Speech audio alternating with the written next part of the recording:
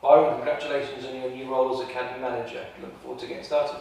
Yeah, see, it's a role that I'm excited to get my teeth into, and look forward to implementing some of my vision alongside the club's aspirations to continue to develop some homegrown players, and hopefully we can close that gap between the 18s and the first team, and have players prepared earlier as quickly as we can do, because obviously that allows us to get them closer to the first team. We've had success in the future in the past as a football club, so we look to the future now and how we can develop the players even more, and you get even more homegrown players in the first team, because that's what the fans want. They can see that when the likes of Luca Hall and coming around the first team and being a player that's shone last season in the promotion season, and many others that have come through the academy and gone on to enjoy first team football, whether that's here or elsewhere.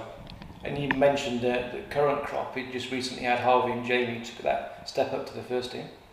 Yeah, listen, they've done well in the under-18s, and both have quite rightly deserved their opportunity to become professional footballers. But the hard work starts here for them now. They've gone into the first team squad, where they're expected to return and fight for their place in the squad. And it won't be easy. It's going to be a challenge. Their first initial stages in pre-season is going to be really tough.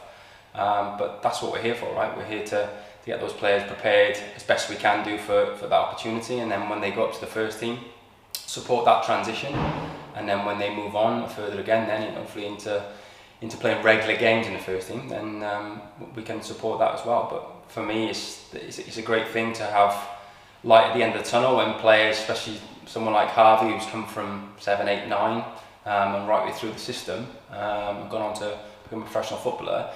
That's what kind of celebrates success as a football club, but more importantly for the academy and players within that, and parents and guardians across the city and further afield that see their sons and their grandsons in and around the Bristol Rovers Academy to show that there is opportunity there, and should they be good enough, that they will get that.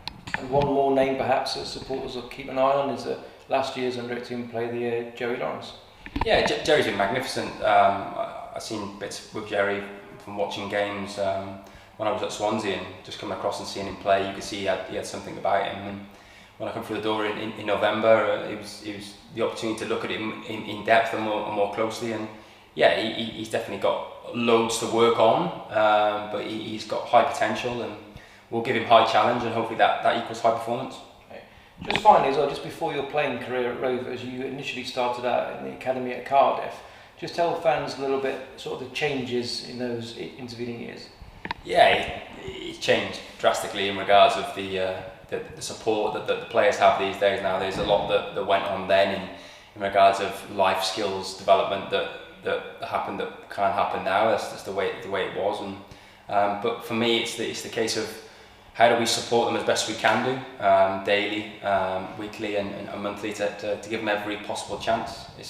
It's a 2-year contract effectively, but it's a short window.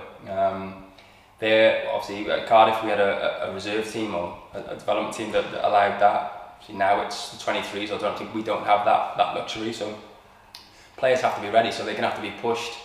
So some of the under 16s that are stepping up into the scholarship age groups, they've got to hit the ground running, and it's going to be quite tough because it's full-time football up until September, when they'll have a day and a half of education. But yeah, it's very much a different look, where it used to be under 17s and under 19s then, it's now just under 18s. But it's very much the same in regards of they train on a regular basis and they play on a weekend. The fixtures are regionalised, so you play the likes of Exeter, Plymouth, the ones who are in around the southwest corridor, and then just up the M4 to Oxford and Swindon. So there is a competitive games programme as well. So that's very similar to when I was at Cardiff. Just the teams have changed slightly. But yeah, the hours in which they get coached and the education days are very much the same. Just probably the time that they're in the buildings probably changed. It used to be long days back then. You used to arrive by 8:45. You could be home at 9 o'clock at night, even later than that if it was a first team game. So that's probably the bit that's changed a little bit. But overall, it's for the benefit of the players, and they get everything these days. Back then, you had to you had to work your socks off to get an opportunity to get something. Now they get given everything, whether that's GPS and monitoring how the physical week's periodised, or looking after them in regards of the way they train, how long they train for. But for me, it's about creating a robust player to handle 46 plus league games should they get the opportunity to step up to the first team.